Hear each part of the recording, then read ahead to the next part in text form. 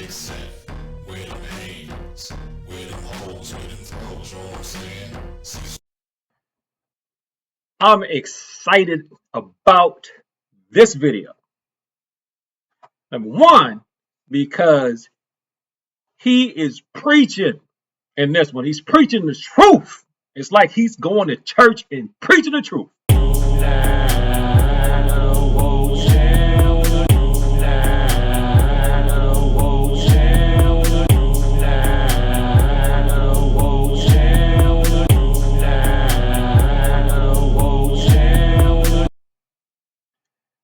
Another thing is also because he's local to me. I didn't know he was local to me, and I thought he looked familiar, but he's local to the DC area. He's in the DC area. So I hope that I'm not biased, although I probably am because I notice I tend to be biased with people that's in the DC area. I gotta stop that. I gotta not be biased. But anyway, I'm calling this one not just jujitsu, my reaction to this video, because it's not just jujitsu that's going through this, that has gone through this, definitely. He even says in this video he thinks karate has gone through this. Taekwondo has definitely gone through this. And while I would like to convince people that Taekwondo hasn't tightened this stuff up, it has. At least Cecil Taekwondo has addressed these things. Because, like I've said in some of my really older videos, now I like telling people I'm Taekwondo, like I don't know anything else, because then they assume that you're just going to be kicking and they don't think that you can throw a punch. They don't think you feel comfortable fighting up close. When a really good Taekwondoan doesn't need to punch really to defend. We're talking about self-defense, just defending yourself, just protecting yourself.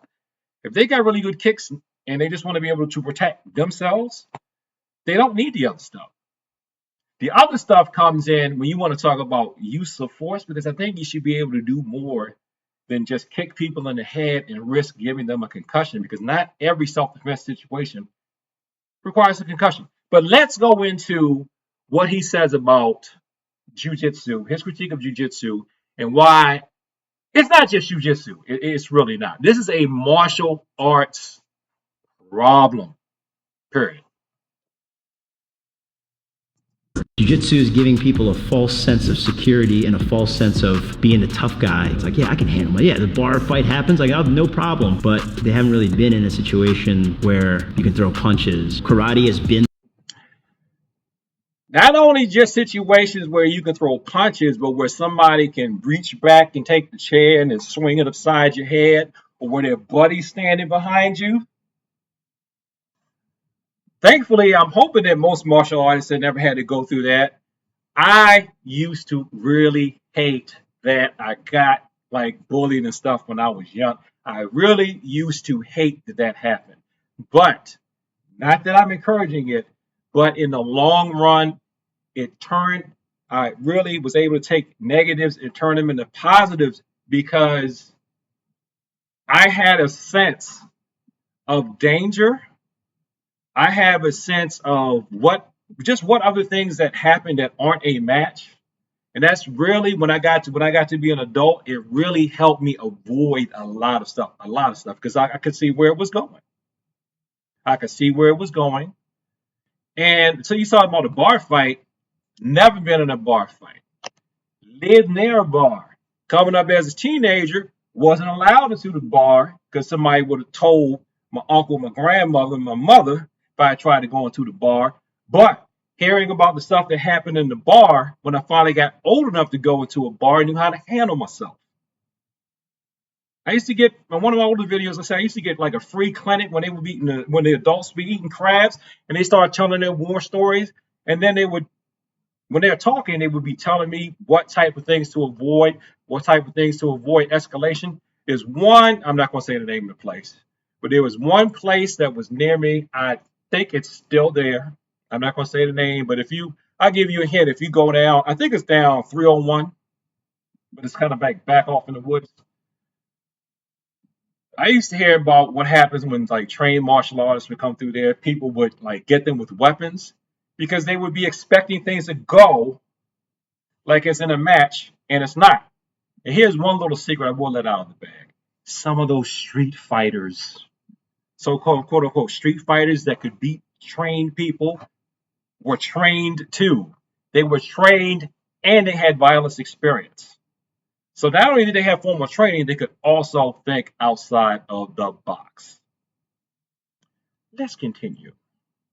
And through that, and maybe there's now that rebirth with karate. You're seeing some different opportunities to see it in fighting. I think it's karate combat or something like that, right? I'm fearing that jiu-jitsu is kind of on that similar cycle, but in a different part of the cycle where a lot of people are practicing it and it's beginning to lose its self-defense roots.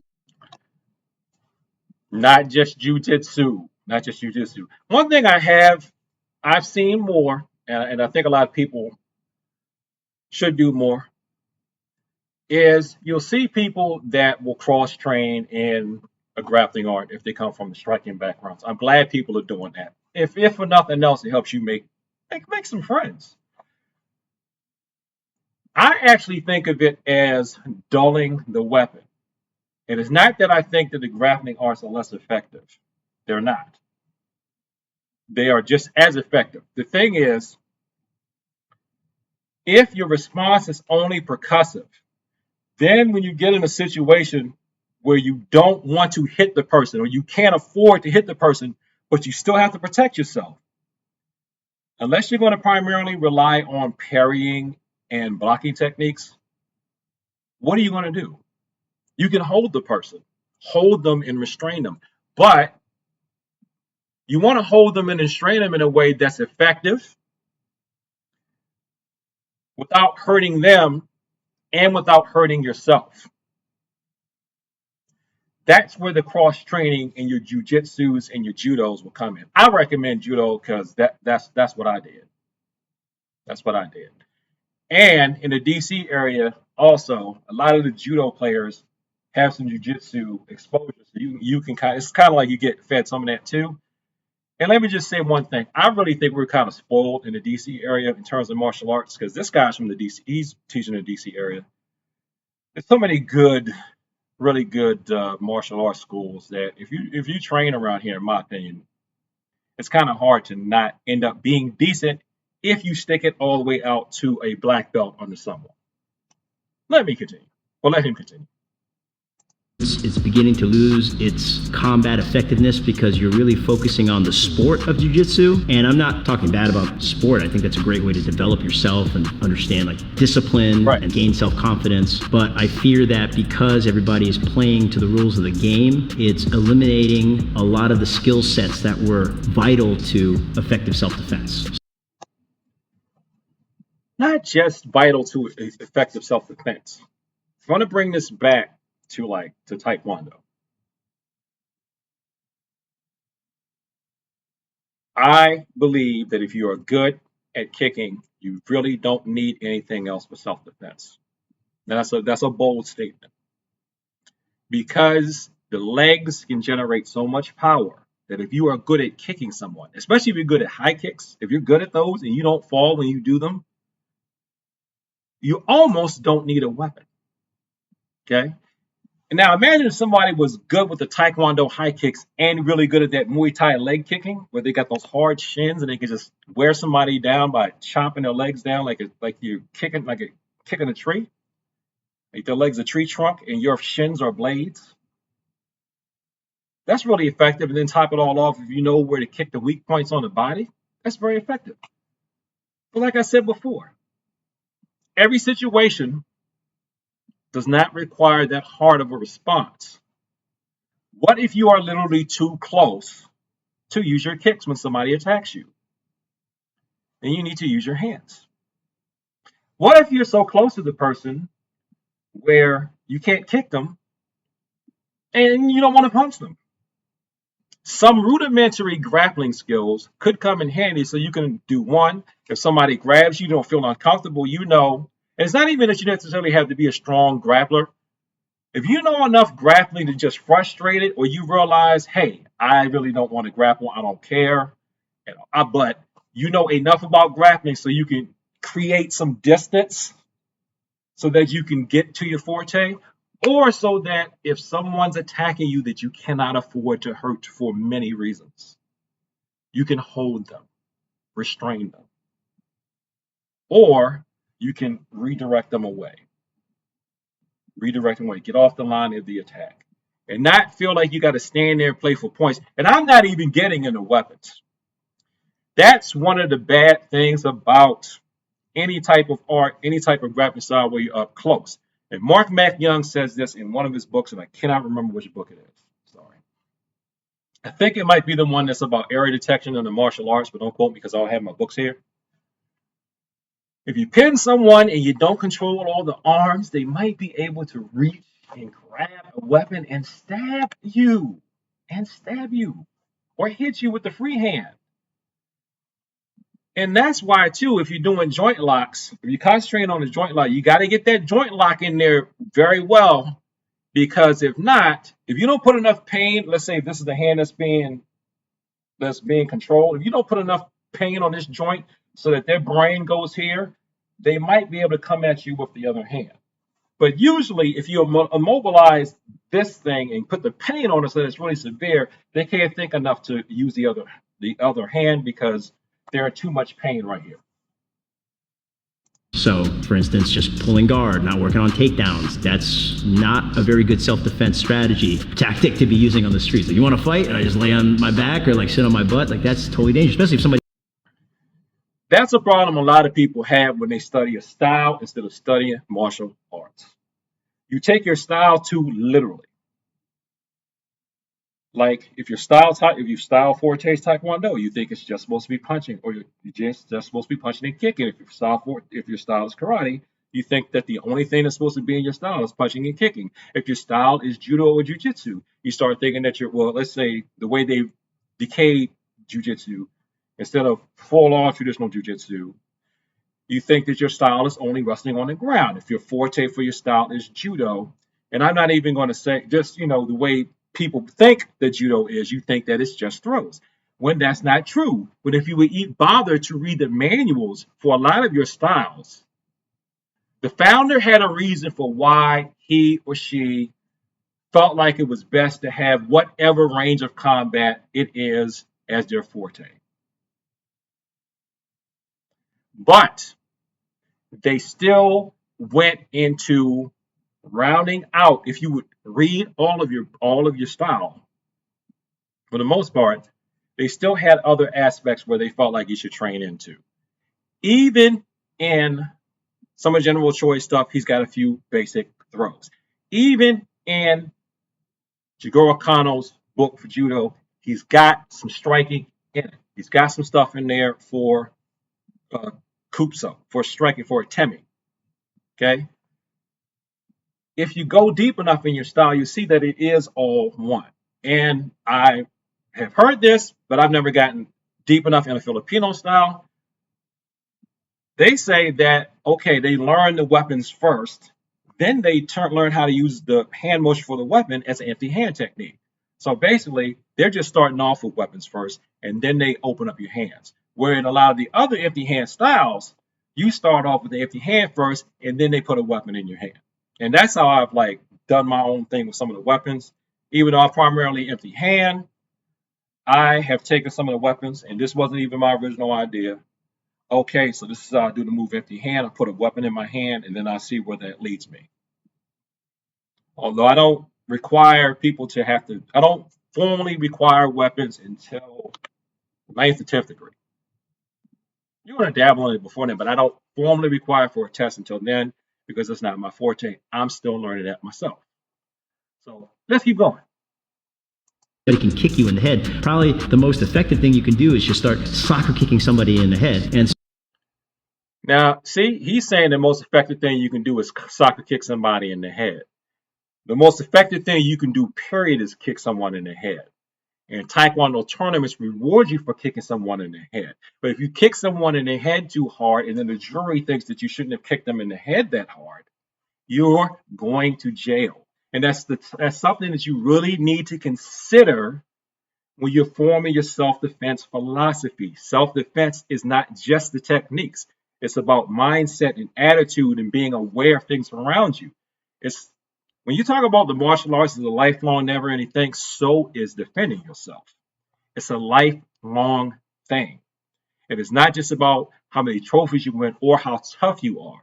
It's about how you problem solve physical violence. It's almost like it's gym and psychology mixed, but really more psychology. And that's where your tenets of Taekwondo can come in handy too. I don't want to stand here too long. Just the first one, courtesy. I'm telling you, it may not sound like it, and this world make you think, oh, you're just being soft. Courtesy, man. I'm pretty sure I have saved my life plenty of times with the words, "I'm sorry, my bad." Oh, hey, I'm sorry. I'm sorry I bumped into you. I'm sorry I walked into the situation that you obviously didn't want me in. My bad. I'm sorry. I really think that's kept me alive. Just being able to say, I'm sorry, my bad, hey, my fault, I'm sorry, I apologize. And there's a whole psychology behind allowing people to save face. So you don't want to be caught in that situation. You want to be able to stand up and you want to be able to get out. And for us, while I love jiu-jitsu, it's something that I practice regularly and I compete in, I think that it's very important to be a well-rounded martial artist. We're also studying stand-up striking arts like Muay Thai and be good at your wrestling and judo. I mean, martial arts has a lot of different aspects that kind of form the self-defense core. Jiu-jitsu. See? He's preaching the truth. He's preaching here. It's basically like I would think, I never trained with him, so I don't know, but I'm assuming from this video that he's like got the same idea that I do, but he's just taking it from another approach. So jiu-jitsu is his core, Taekwondo has been my core. But you round all that out, and then you find that you can function in different ways. Instead of thinking that you have to. There's one problem I noticed, and this is why I have been tempted to take judo out of my training, even though I know that's a bad idea. I fight that urge. It's because a lot of times if somebody says, "Oh, I just want to come to you for the judo," if they seem like they favor that, they try to force getting the grip or getting the grab, and they ignore that they're going to be punched in the face. And then they end up being punched in the face. And then it's like they resent having to learn how to not be punched in the face because they want to get to where they feel comfortable. It's like they get angry that they're being punched in the face when we cover the blocks before you even get on the mat when you come in here the first day. You might learn how to fall, but you got to learn how to do that. Okay? You got to learn how to do it. At least learn this. And it's not like it's not like the Taekwondoans a lot of times, or the people that tend to prefer that, are any better, because I don't have a boxing certification. I did one amateur boxing match when I was in the reserves. So the little bit of boxing that I know enough to slip and do some head movement. And when I try to take some of the students through that, it seems like if they got that stand-up bias, they don't like the idea of having to just give and yield. It's like it offends them. I have this exercise where I'm not trying to hit them. I'm just trying to say, okay, if I put my fist to your face, because you can get hit and not see it coming, you can get snuck, right? Let's pretend you were talking to someone and then you just feel a fist. Don't try to be hard to take it. Just yield and go with it. They don't want to do that. They don't want to do that. They don't want to yield and go with it. They want to be rigid.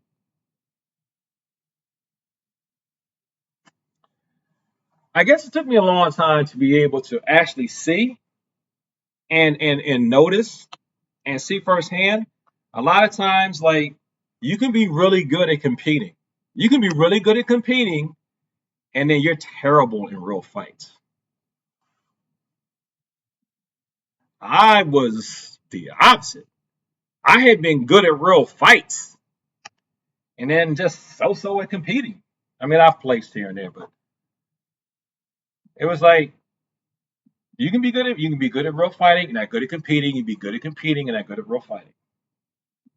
If you want to be well rounded, you should at least be well-rounded at avoiding fights in the first place. So, does jujitsu give you a false sense of security? It's not just jujitsu. It's not just jujitsu. This is a martial arts problem. And who is going to solve it? It's not, it doesn't matter what style people take. It's a problem, period. They don't understand things like violence experience. They think that there's only one way to go at the martial arts. And the ironic thing is, when you are around long enough, you realize that, yeah, there actually is one way. And that one way is to be as well rounded as possible and not be bound to ways. I like to call it like this: like you have your favorite way, but you still get informed by other ways. And of course, who came up with that? That wasn't me. That was, Bruce Lee. So does that make me Jeet Kune Do? I don't know. Thanks for watching this video. Like, comment, subscribe. If you share some people like to talk about the martial arts. So this is Nakapan Fungifon. I hope I said that correctly. He trains at Beta. He's a founder at Beta Academy. Beta Academy, DC's martial arts school. I've never been there. Okay, I've never trained there, so I don't know. But based on what I've seen, sounds good to me. And he's facing a common martial arts problem. Trust me, trust and believe, it's not just jujitsu. We all, I think, do that from time to time or have done it. Peace.